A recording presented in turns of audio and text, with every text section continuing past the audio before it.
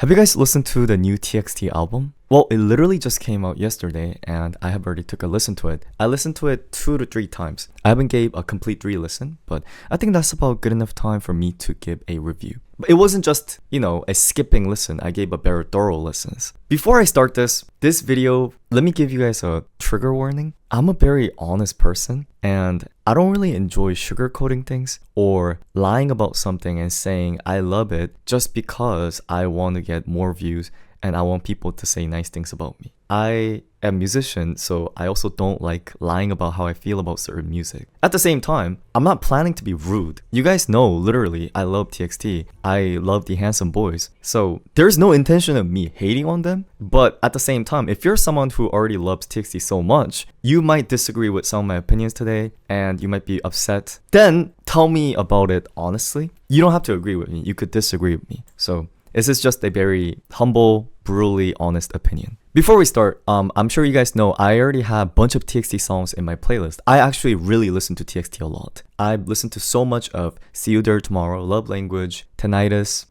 Sugar Rush Ride. I've listened to some Yeonjun's solo. So I was actually really excited for this album. Really, really excited. And I told you guys, I've listened to it 2 to 3 times. You know what's so interesting? Each listen, my opinion changed drastically. I'm sure this happens with a lot of the music, but the first time I listened to this album versus second time versus third time is very different. So Alright, let's just get started right away. So, the album title is 가시덤불에 잠시 바람이 멈췄을 때, Seventh Year.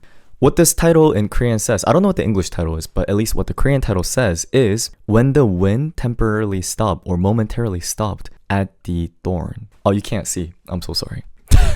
Sorry for technical difficulty. So the title is that. Can anyone know what the English title is? I don't really consume K-pop from English perspective, but that's the title. I think the overall concept, even though I haven't dig into the lore and I haven't paid attention too much to the lyrics either. I don't know how you guys listen to music. When I listen to music, I generally listen to production, melodies, and singing. And after several listens, that's when I start paying attention to lyrics. English is Moment of Stillness in the Thorns. I think that's a pretty good translation. So we start with the first track, Bed of Thorns. When I heard this track, my initial impression, by the way, I'm not going to be playing the songs due to copyright reason, and I think it'll be better if you listen to it without me yapping on the side. So Bed of Thorns is clearly an intro track. Do you guys agree? And I like that idea. Recently, our culture of music consumption has been so fast that people just skip intro tracks and there's no longer interludes.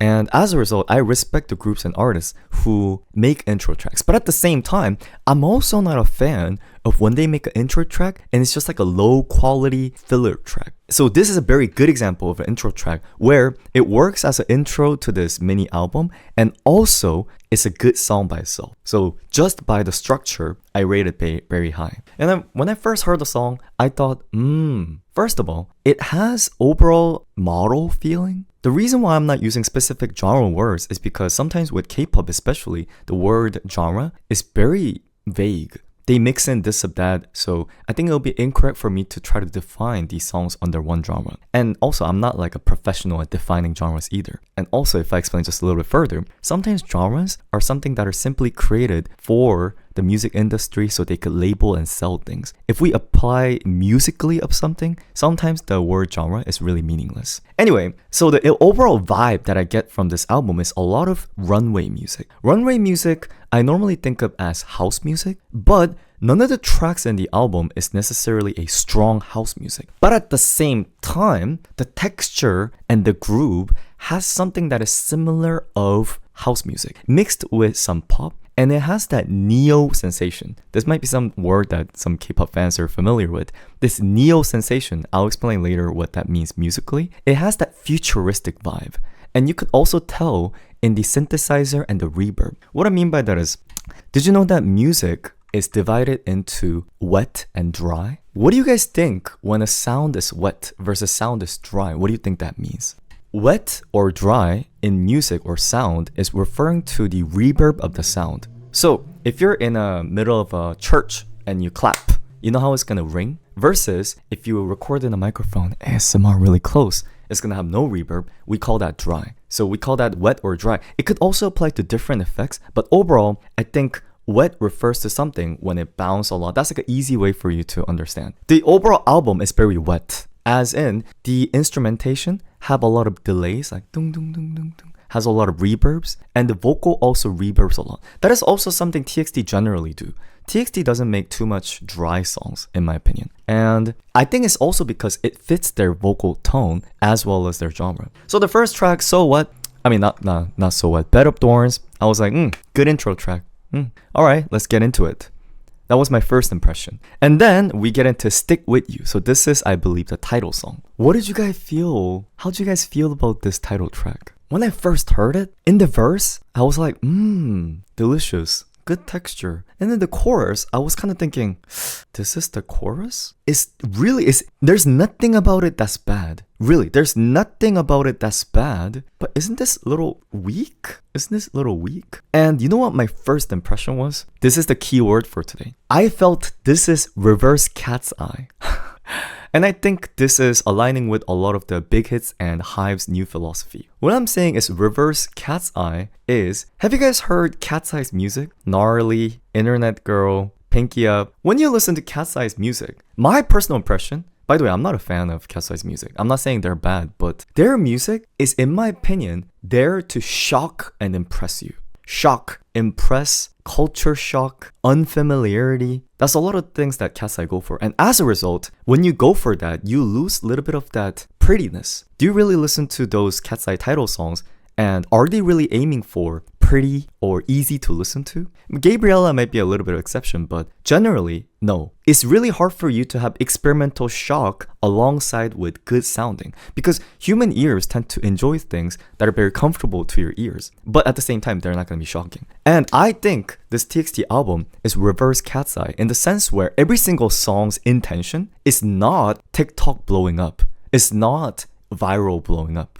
Instead, the whole intention of the album is for multiple listen. You know what other song I felt the exact sensation with? Is BTS Swim. Anyone else got the same sensation when you heard BTS Swim? It's like, it's not like the song's bad, but like, this is the title? Isn't it a little weak? And I think this has to do with sort of a new movement in the industry. Is that previously, I believe K-pop as well as BTS, TXT, this is something that's important to the group. They were there to impress. We wanted to appeal to the world. We wanted to get new fans. But realistically, guys, does TXT really need to get new fans? What I mean by that is, I feel like if you know any K-pop music, if you're someone who listens to any K-pop music, it's impossible for you to not know who TXT is. Literally, even my mom would probably know. So, they don't need to impress someone anymore. Instead, I think what's happening with these groups are they're realizing, oh, everyone knows us already. And also, the people who are talking trash, or you know how people talk all the time on internet, they don't listen to the music anyway. So I think what they changed is they changed their strategy. They're not appealing to the regular people who are not interested in TXT. They're trying to make music that is trying to appeal to MOA, the fandom, the strongest. They're making music for people who are gonna listen to this song multiple times, not something on TikTok viral 1 or 2 times. Also probably because, you know how there's that impression when song goes viral on TikTok, for small artists, you get recognition.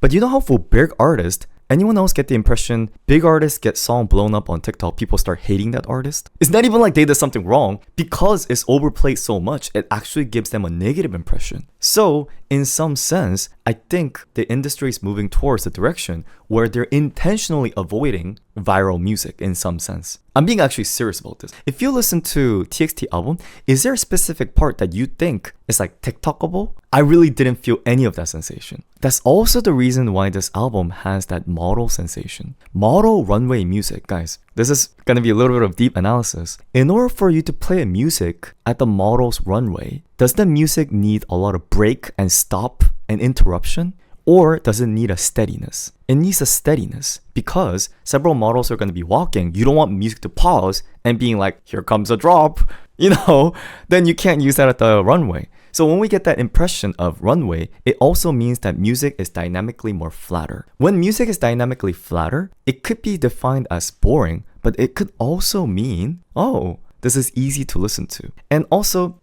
imagine a food that is lightly seasoned. If something is heavily seasoned, they taste good on the first bite. But but it's hard for you to eat that every day. When things are lightly seasoned, you might just think it's a bad food, but you realize you could only eat food that is lightly seasoned for a long time. Like heavily seasoned, you can't eat every single day. Well, obviously, that's not true for everybody, but I do think there is the seasoning idea with music as well. So, going back to Stick With You, here's my honest impression. When I first heard the song, I was like, this album, this comeback, I don't know, man. ... And then second time listen, I was thinking, but the song's not bad. I mean, I was thinking, you know, anyone else worry about this? Same thing with Swim, same thing with this. I was worrying that they might not do well, which I realized I'm thinking too much. I don't need to worry about TXT doing well. They're literally world best. I need to only worry about if I like the song. Why do I need to worry if this song's gonna go viral or not? That's not something I should concern about. And then I listened to it for the third time, and then I realized this is a banger. It's actually a banger. It's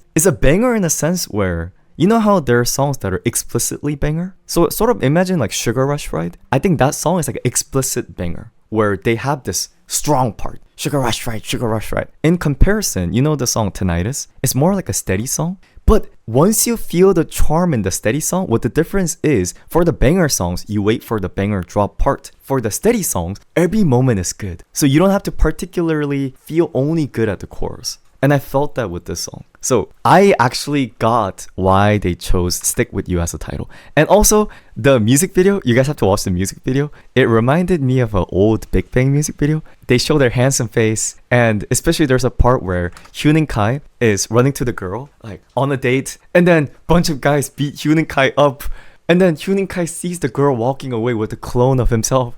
And I'm like,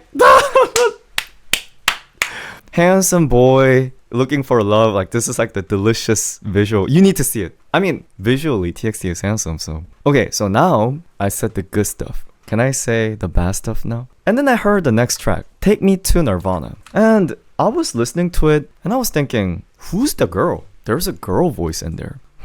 Initially, I was listening to it, with my eyes closed, so I didn't even realize that the title had a featuring on it. I was just kind of initially thinking, I thought it was like an effect, but I realized they're kind of singing a lot, so I'm thinking, who's this voice? And then I open my eyes and I see Venida Wang. So I did some research, and if anyone here is Venida Wang fan, please stop watching, because I'm about to say really mean stuff, okay? Please stop watching. Yo, what is she doing there? Anyone else felt the same thing? What is she doing there? Literally, okay, maybe I'm sounding a little bit toxic here, but I don't like when K-pop group makes a song and they have these featurings and it's a girl. It's not jealousy. No, I guess it's jealousy. First of all, I don't like it. And second, it's only only acceptable if it's some kind of worldwide star. Then I'll think, okay, they did it for more audience reaching. It's not even that. So she's not completely 누구, but I did my research. She's not nobody. But at the same time, who are to get benefit from this collab is definitely her. TXT doesn't need to collab with her. Do you guys get what I'm saying? Really, this is not something that will benefit them marketingly. And I also don't really like when there's a featuring artist in these albums, because you know what it feels like? It feels like it's supposed to be a dialogue between me and the boys, but then there's a stranger girl in the house. It's a very uncomfortable sensation. Anyone else get it? I don't like that sensation personally. That's kind of how I felt about, what's that girl in Jungkook's 7? The rapping part? I always skip that part. Do you see where I'm coming from? Lado's part, I always skip it. Here's the thing. Okay, here's a good part. At least Venida in her song, at least she didn't harm the music. So that's the good part. She didn't harm the music. I genuinely don't think she harmed it. She blended well with the song. So there's nothing actually wrong musically. But now, okay, so I started thinking, why is she there? Number one reason, she paid unbelievably high amount of money to TXT. Her company wanted to get big promotion, so she paid them unbelievably high money to be in this album. That's number one. Number two, which I think is more likely, is she wrote the song and TXT or Big Hit really wanted to use the song, but she said she'll only give the song if they put her as a feature. This actually could be a case. So even though TXT doesn't need to, collab with her, they were like, the song's good, we'll take the song and then we'll put her as a feature. Yes. But here's the thing. Maybe her voice adds to the song. Can I be honest? If they needed a female vocalist, they didn't need to pick her. Like, there's so many more better options where they could collab and get the musical effect and also get the promotional idea. So I just don't see it as a there has to be music reason beyond musical reason. Do you guys see where I'm coming from? I'm not even trying to make conspiracy theory, guys. TXT just doesn't have any reason to collab with her, in my opinion. That's just personally what I think. And here's the thing. Did they have personal connection before? Like, were the members close with this girl? Like, I don't know, maybe they were, but I don't really feel like that. So I know I'm being mean, but personally, I didn't like it. And also because even if she wasn't in there, it's not like that song wouldn't function. So I just don't like when you add a featuring that is not 100% necessary. So that was just my personal opinion. And on top of that, the track was more of an easy listening track, and I didn't really feel like anything too special about the track. So that's just my, sorry, you could hate on me. I'm sorry if there's any Vanita fans, but I didn't like it. And then So What? Okay, now I'm gonna talk trash about TXT. Are you guys ready? By the way, I swear I love TXT. Now I'm gonna talk trash. Okay, I love TXT. TXT, one of the best vocalists in K-pop. I swear, one of the most handsomest, one of the best vocalists. I don't like TXT rap. I just don't think this is right. In my opinion, making TXT members rap is like making a mac and cheese with truffles and caviar. I just don't think it's necessary. If anything, sorry, this is me coming from musician point of view. If anything, they should have used a rapper for So What's verse instead of using Vanita for the Nirvana song. The Nirvana song, TXT members fully capable. But when I heard the verses in So What, I was kind of like, was this necessary? Okay, now you guys could be hating me. You guys could hate me. It's just that, guys, I'm not saying it was terrible, but I just don't get, it's not a hip-hop group.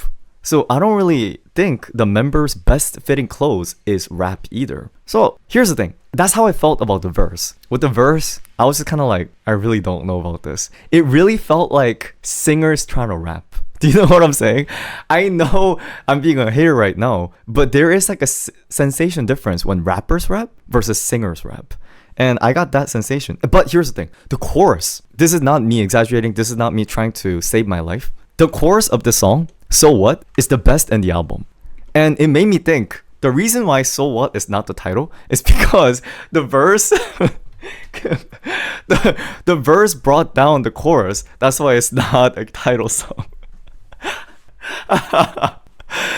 But like, that's how good the chorus is. The chorus is title worthy, in my opinion. It's most catchy. It has the best lyrics, you know. In my opinion, like, this is a banger. But no, I swear, guys. I swear, this is the most catchy song in the entire album. In the first time listen, second time listen, if you ask anyone who listened to the album, I think this is probably the most memorable one, alongside with the title song. But yeah, very, very good song. I just feel like, I don't know about the verse.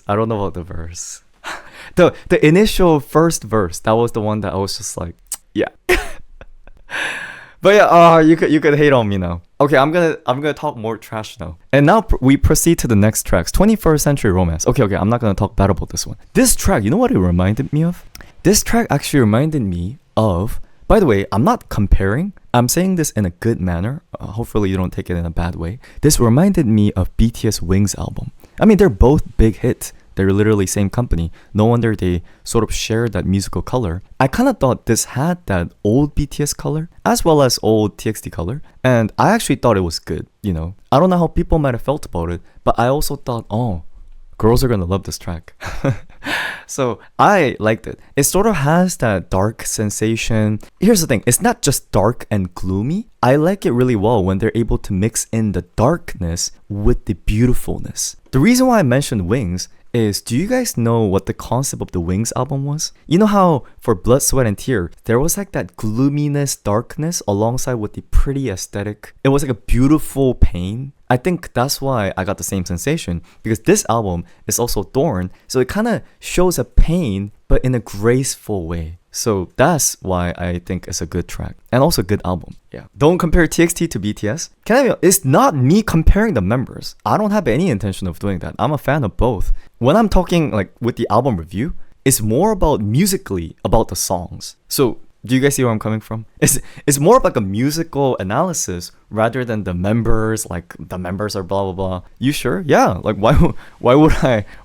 How could I compare the members when I haven't seen their performances of this album yet? What I'm judging right now is based on the recordings. So I'm not judging the members. I'm judging the album as a musician to musician. Like, you know, because idols, people oftentimes forget about this. Before idols, they're musicians too. So I think they deserve to be, you know, have their music heard like other musicians do. And oftentimes when you release music, people talk about, oh, this music is referenced or, you know, influenced by this kind of music, blah, blah, blah. I'm not saying it's plagiarism. There's a completely different sense in music when you say plagiarism versus influenced. Every music is influenced by another music, and it's really, really good thing. And it's by the way, none of the songs in the album gave any plagiarism sensation. Do you guys agree? I didn't get any of that sensation. And lastly, Dream of Mine. Did you guys like this track? Did you guys like the track Dream of Mine? I didn't like it. And I have an exact reason why I don't like it. I'll try to articulate why. You know how I reviewed P1 Harmony's album the other day? And I think I mentioned something about usually what K-pop albums do is for the fans who want to enjoy the album but they don't enjoy the concept or the theme of the album, they intentionally insert a track in the album that is sort of in a different area of music for them to be able to enjoy that. So I don't know if you guys agree, but the other 5 tracks in the album shares kind of relatively similar genre and similar texture. But the last track is American track. What I mean by that is it has Korean, but the song's nature is more of American pop, sort of 1975. I think that's the band's name. And I don't like American pop. I like K-pop because it has that Korean music's nuance. I like J-pop because it has Korean music's nuance. It's kind of like, you know how there are some people who doesn't like BTS Dynamite because it's like too Americanized in some sense? In the same sense, for the last track, I kind of felt like, this is a little bit American texture for me. The song's good, but I personally prefer when I could feel that Koreanness, because when you listen to K-pop music, it's not just about the genre, it's not just about the idols themselves. There is a feeling that American pop or Japanese pop can't replicate. Even these tracks, you know how there's that Koreanness? And it's not because of the language, it's about the sound itself. This one, in irony, is more American, even though it's sang in Korean. So that's why I personally... So if I were to listen to the album, I would actually listen to them, but this one wouldn't be in my playlist. Yeah. And with the nuances, you might not feel it. It's just, I'm a little bit picky with the music's nuance and things like that. So going back to the overall album, how would you guys say your impression of the album was? What did you feel like? What did you guys feel like? Seems like pretty good reviews. In my first time listen, I was about to be like, should I cancel today's stream content? Because I don't want to review an album when I don't like the album. So I was genuinely thinking about not doing a review because I didn't like it. It's not even that I hated it. It's a little bit different. Again, it's reverse cat's eye. So I didn't feel in the same way when I listened to Gnarly or Internet Girl or Pinky Up. But instead, it was more like, it's not impressive to me. That was my first initial reaction. But I was like, well, I've only listened to it once. Can I really judge something only by listening to it once? So I listened to it 2 times, and my impression was, oh, definitely the So What chorus. This one's definitely a banger. Why is the Vivian girl there? That was my second time listen. And then the third time listening, I was completely understanding. I see why Stick With You is the title. 100%. In fact, that one's addictiveness is so much higher than other songs that I completely understand. I also think they made the album, again, like I said, so that it sounds best only after 3 times listen. You could have liked it at the first time listen, but I personally felt like it needed a little bit of a chewing to be liked. By the way, I don't think that's a good or bad thing. It's just the tendency of music. Just like food. You know how there's food that is sweet right when you eat it versus there's food that you have to chew to get the taste? So I kind of felt that way. And so initial impression was not adding any songs to the playlist. To now impression is I'm probably gonna listen to the whole album again, fifth time. Yes, definitely. I think this was a mini album, right? 7th mini album, if I know correctly. But yes, that's how I felt like. And with the styling and other things that I could see in the music video for the title song, they had a little hand choreography. I don't know what this term is called in dance world, but the tick tick tick tick. I thought that was cute. Alongside with their styling, I like the fact that TXT doesn't make members look weird. Do you know what I mean by this? Sometimes certain groups make a comeback and they have some weird concept, and I don't know, like they dyed all the members' hair in the same color, or they have some visual shock, like they shave their eyebrows. I'm not calling out anybody, but you know what I'm talking about. I'm very happy that Big Hit allows TXT to come back in a handsome form every single time. Because sometimes there are companies where they take handsome idol and they're like, we know you're handsome, let's try something new. And they're like, they shave them up or like put on some mohawk or something. Okay, I feel like I'm calling out too many things. I swear, I'm not trying to be a hater. I think you guys probably understood each of the references. But I just think, just make them pretty and handsome every time. You don't have to And I think it also works because TXT has 5 members. Because I understand, there are groups where they have 25 members or something. In order to even differentiate them, I get it. Someone has to take the charge of the rainbow hair. Someone has to, take the charge of weird, sunglasses. I get it. But luckily, TXT is only 5, so you don't need to search for different RGB colors out there. So I'm very happy. And in the music video, the handsomeness is shown well. And here's the thing. Another thing is, you know how there's a list of good-looking hair colors? I'm very happy since there's only 5. Everyone could take a good-looking hair color. So I believe Hyunin Kai was white hair, and I think Taeyeon was orange. I don't exactly remember. I'm like, good. No one had to do a purple hair or anything. So, no one had to do. Yes. I don't want to say this, but no one had to do We Are Bulletproof Part 2 Rap Monster positions. So, you know what I'm talking about. I'm so sorry, RM. I love you, RM. But, they did RM dirty in that sense. So, Anyway, going back to the album, I think, how nowadays when they make a comeback, they usually make 2 to 3 music videos? They're 100% going to make music video for So What. Do you guys agree? I think this one's gonna 100% have something. If they make one more, it's not gonna be Dream of Mine. It might be either Nirvana or Bed of Drones. It's gonna be one of these two. If they make a music video for Nirvana, I really wish they don't bring the Veneta girl. I'm just being a hater. Why is she here? It's just I'm just being mean. By the way, I'm not being mean because she's a bad musician or anything like that. If you know me, if you've seen me talk about music before, I'm very against collabs and features. I really don't like features. I only like features when there's a strong musical reason. If the song could exist without the feature, I feel like the feature is unnecessary. I kind of think of it as the same way with cooking or things like that. Adding something additionally when you don't need it is a flaw. That's a flaw. So I wish they explained why they added her. I really wonder. Yes. He's being mean because he's jealous of her? Maybe.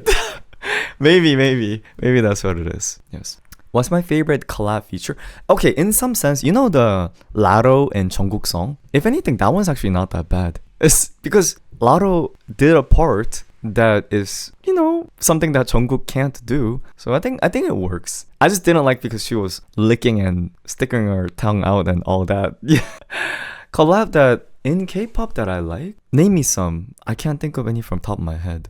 Spaghetti had J-Hope in it, right? Okay, this is not related to the TXT album, but in terms of, talking about collab, you know how I felt about J-Hope's featuring in Le Sserafim Spaghetti? I felt, J-Hope's musical ability is too much higher than other members of Le Sserafim, that he's actually covering up the song a little bit. Is how I felt like. I'm being so mean right now. I'm literally gonna get stoned, but that's how I felt like. I'm gonna say something more crazy. Just, you guys could kill me now. Most BTS features, I don't like it. I don't care whether Halsey or whatever I don't like it. I think they could have all done it by themselves. So I don't like it. Yeonjun feature. Okay, let me try to think of something that I like. Oh, okay. Or feature or collab I really like, even though I don't like the song, is, you know, 아파트 by Bruno Mars and Rose. I think musically, it makes sense. It's very necessary. You see what I mean? That is necessary, so I get it. Jonas Brother TXT? You know, I don't like those collabs. I feel like those are, I can't help to think, but that's not musical collab. It just feels like a marketing collab. So it's not even because I don't like Jonas Brothers. I just don't really enjoy these kind of collabs. I guess I just don't like collabs in general. You know, my favorite is artist of all time is Huzikaze. I don't like any Huzikaze collab songs, so that kind of makes sense, right? Anyway, going back to the Mic Drop by BTS Steve Aoki. That one's a good one. That one is necessary, 100%. But like Savage Love Jason Derulo, like you see where I'm coming from? Do you see? It's like there's you see? Okay. I think you guys get the idea. Yeah. And okay, I don't even have to mention about why I don't like Jason Derulo in that song. I don't like the way he acted and all that. So that's why I'm very skeptical about Benita. But musically, at least it doesn't harm the song. So I think it's alright. And overall album, I would say this album definitely for MOAs. This album definitely worth several times listening. And I think this is successful comeback. Yes. So even if this song doesn't go viral on TikTok or Instagram, don't be upset as a MOA because that was none of their intention. They intentionally made the music so that it doesn't go viral on those shorts platforms. Yes. And I'm excited to see more music videos. Alright, so that was my... guys, do you guys think I'm gonna get hated a lot in the comments? I said some crazy stuff, didn't I? People are gonna be like, you don't know what you're talking about. You haven't heard this song by them. Like, what do you mean their rap is bad? What if someone cut the part out and post on Twitter of me saying, I hate, and then they cut it, and then TXT rap is trash, and then, you know, worst ever, and then they, you know, piece that together. You know I love TXT. I love Yeonjun. I literally thought if I could reborn and choose a face and body to be reborn, I would consider one of the members from TXT, especially Yeonjun. And I'm not saying this because I'm reviewing TXT. I've always thought about this. My options that I want is like V or Yeonjun, or you guys get the idea. So that's I really do like them. Yes. If TXT asked for you to collab, would you do it even though you're anti-collab? I would think they're making a big mistake. I would think they're making a huge mistake, but before they realize that they made a huge mistake, I would take the collab and finish it. You know, guys, yeah. I don't know what's wrong with them for them to be asking me for collab, but like, gotta take my chance. And then if anything, I would bring colored paper and being like, I just need some autograph. You know, is this for musical purposes? Could I get autograph of each members? And I need this for me to write lyrics and yes. Wow, guys, you know, before, I know I'm kind of yapping now, but this is gonna sound a little bit absurd, but I still have ambition for me as a musician. One day I might collab with, I don't think I'm gonna be able to ever collab with like big groups, also because I'm against that. I think maybe I could do a song with one of the members solo or something like that. I feel like that's not impossible. I don't think some things like that are impossible. Yes. But anyway, alright. Thank you so much for listening to me yap about this. And I'll come back with more. Alright.